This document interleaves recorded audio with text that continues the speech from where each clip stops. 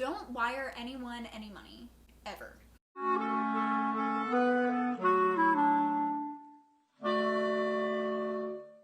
Hey, welcome back to my channel. If you're new here, my name is Hannah and I'm a 25-year-old musician living in New York City, and today's video is a step-by-step guide to renting an apartment here in New York.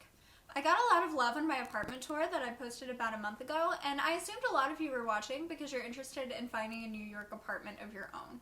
So I wanted to make this video to hopefully make it a little bit easier for you, and if you're just into this kind of thing and here because you're curious, I'm happy to have you as well. The process of renting here can be a lot different than renting in other places, and it can be really difficult to figure out if it's your first time doing it. So I'm gonna lay everything out as clearly and as simply as I possibly can.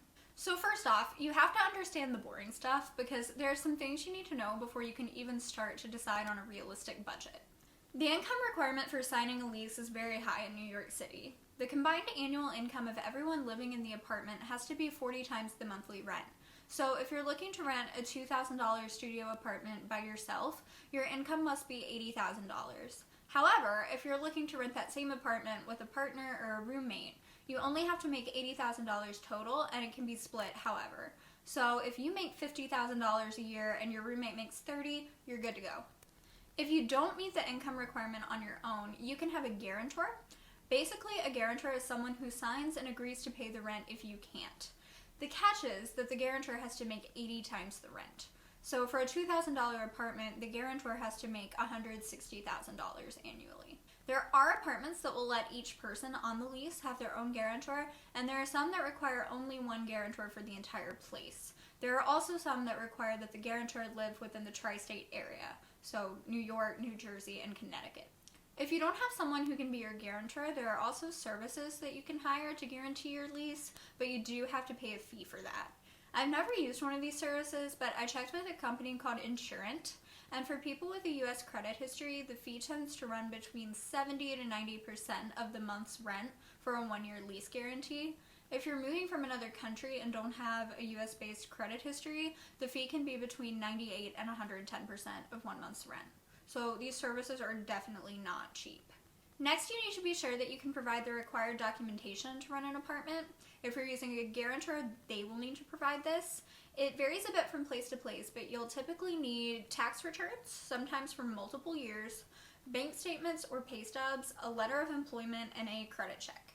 When I moved into my place, they required 2 months of pay stubs and 2 years of tax returns and a credit check, but I don't believe they actually required the letter of employment. The letter of employment can be a little tricky if you're a freelancer or an independent contractor like Ross and I are, but they'll usually work with you on finding some sort of proof to provide because this type of situation is especially common here in New York. At this point, if you're like, "Oh God, Hannah, what are you talking about? There's no way I qualify to sign a lease." Don't panic. You still have options. There are always tons of people looking to fill rooms or an entire apartment that need to leave mid-lease for whatever reason. This is called a sublease, and basically what happens is their name remains on the lease and you pay them. You'll usually have to sign some sort of sublease agreement, and what individuals decide to require to trust you to pay every month can vary, but it's definitely going to be a lot more relaxed than signing your own lease. So now you need to know how much money you're going to have to pay up front. This could also affect your decision to sign your own lease or if you want to sublease, and it's almost surely going to affect your budget. Typically when you sublease, you're only going to have to pay the first month's rent and security deposit at the time of move-in. The security deposit will typically be the cost of 1 month's rent, and you get it back when you move out if nothing is damaged or if you haven't broken your lease or sublease agreement somehow. This can vary a little more when you sign your own lease. You will definitely have to pay the first month's rent and security deposit, but you could also be asked to pay a broker fee and an application fee. Keep in mind that a recent law has made it so that application fees cannot exceed $20, and that is only to cover a credit and background check. If you can provide these things on your own, they are not allowed to accept an application fee at all. The only time this law doesn't apply is if you're renting a co-op or a condo, because they can require that you pay fees to the board. If you're asked to also pay last month's rent at the lease signing, don't do that. It used to be pretty common, but as of 2019, that is also illegal. Please make sure to use caution and read up on all of these laws yourself and know your rights before you go into this process. So the broker fee. If you use a broker to help you find an apartment, they can charge a fee. There has been some confusion around this lately because back at the beginning of the year, there was a lot of talk going around about making it illegal to charge tenants broker fees anymore. As of now, in November 2020, that law has not yet gone into effect because there's apparently an ongoing legal battle around it. I don't want to try to go into crazy detail about that because I don't want to accidentally provide inaccurate information, but to simplify it, yes, you can still be charged a broker fee. The broker fee can vary, but it tends to either be 1 month's rent or 12 to 15% of the annual rent. In other words, it's expensive. So if you want to avoid this, you can look exclusively for apartments that are labeled as a no-fee listing. These are typically going to be apartments where you are working directly with the landlord and also most luxury buildings. If you do decide to work with a broker, always try to negotiate the fee. Sometimes they'll come down a bit and you can save some money. So, to wrap that up, if you're signing a lease, you will most definitely be asked for the first month's rent and security deposit, and you could also be hit with a broker fee and a small application fee of no more than $20 unless you're looking at co-ops and condos. If you're looking for a sublease, you will most likely only have to pay first month's rent and security deposit. Okay, I promise it gets more fun now. Now that you have all of this information, you should have an idea of what you're going to be able to spend. At this point, I would recommend going online and just doing a general search of the whole city on some sort of apartment hunting website. My personal favorite is Street Easy, and it's really the only one I bother with. It's New York City specific, and it makes it super easy to search by neighborhood, budget, and you can even specify no fee only. They also verify the apartment, so you're way less likely to get scammed. You should also start giving some thought to what you absolutely need in an apartment, what you would like to have, and what you can do without to save some money. For me, good light was a necessity, and I immediately wrote off any apartment that only had windows right up against another building. I also wanted a dishwasher, but I wasn't writing off places that seemed nice if they didn't have one. The major sacrifice that I was okay with making was space. Location and having certain amenities like the dishwasher was a lot more important to me than having a lot of space. So my apartment ended up being quite small, but that's totally okay with me. Once you do this and see what's available in your price range, you can tweak your budget a little if you're able and if it's necessary in order to get what you want. If you're new to the city, you're going to be really taken aback by the cost of rent. I know when I first started looking when I was still living in Ohio, my initial budget was lower than it ultimately ended up being by a couple $100s. If you still haven't decided for sure if you want to sign a lease or sublease from someone or if you want roommates or not, this initial search will probably give you a better idea of that as well. Side note, if you're interested in living with roommates, I don't know this from experience, but I have heard that 3-bedroom apartments tend to get you the best deal. At this point, you'll need to get an idea of what neighborhoods you're interested in.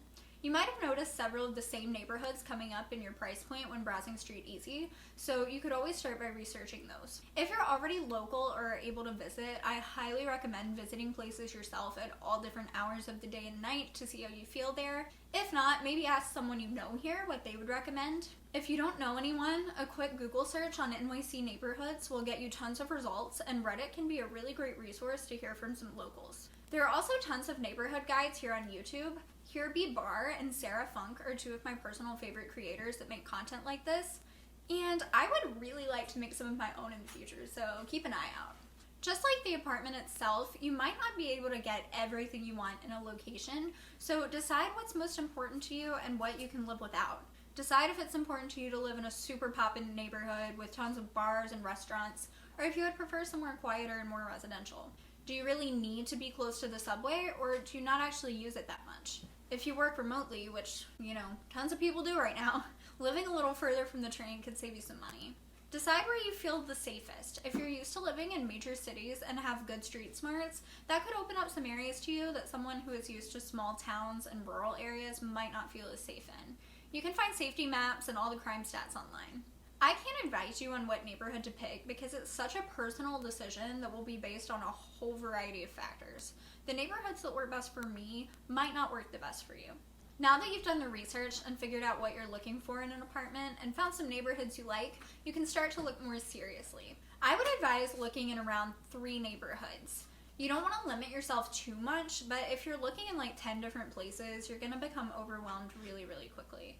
Like I said earlier, Street Easy has all the filters you need, so you can put in the 3 neighborhoods you're searching, your budget, how many bedrooms, and you can even use the advanced search to add even more specific details, like if you want an elevator or laundry in the building. Some other options you could check out to search are Zillow and Apartments.com, but like I said earlier, Street Easy is my favorite and the only one I really bother with. Keep in mind that on these sites, you're mostly going to be looking for places where you sign a lease. If you're interested in a sublease, there are several Facebook groups that you can use. Gypsy Housing, I believe, is the main one. I'm also in another group called Ghostlight Housing that is for people who work in the performing arts. You can also use these groups to find roommates to sign a lease with. Craigslist is also another good option, just be sure to use caution. There are definitely some great listings on there, but just use your common sense. If anything feels off to you, it probably is. Also, don't wire anyone any money, ever. Another important note to add, you don't want to start looking more than 30 days or so before you plan to move. If you want to move in on January 1st, start looking on December 1st. I know in most other cities you can look 3 or 4 months in advance, but that's not how it works here. Things move really, really fast, and you can't expect to get anything lined up much earlier than that. So, find several apartments that you like based on the listing and contact the landlord or broker immediately. If they have multiple methods of contact available, use them all. Don't worry about being pushy. Call, text, and email if you can. Like I said, things move really fast here. If you're interested in a unit that went up today, you want to go see it first thing in the morning or it will likely get taken. This might be a little less true right now due to so many apartments being vacant due to the pandemic, but I still probably wouldn't chance it, especially if it looks like a really great deal. Next, you'll go and tour the apartments. While you're there, there are a few key things you want to remember to check out. Check the water pressure in the bathtub and every sink. Make sure you have good cell signal. Make sure your windows open and close easily, and look for any cracks around the baseboards. If there are cracks, it's going to be easier for bugs and vermin to get in. Remember all that paperwork we talked about at the beginning of the video? Make sure to have all of that with you and ready to go. If you really like a place, you don't want to lose it. You'll want to put in an application on the spot or at the very latest by the end of the day. Make sure to come prepared so you don't miss out. At this point, it's out of your hands. They'll likely let you know really quickly if your application was approved or not, and they'll contact you if they need any more info, so make sure to keep your ringer on and check your emails and texts very frequently. So now you got approved and you're all set to sign your lease. Make sure to read over the lease very carefully. If you're unsure of anything, ask questions. If there's anything you'd like included, ask them to add it.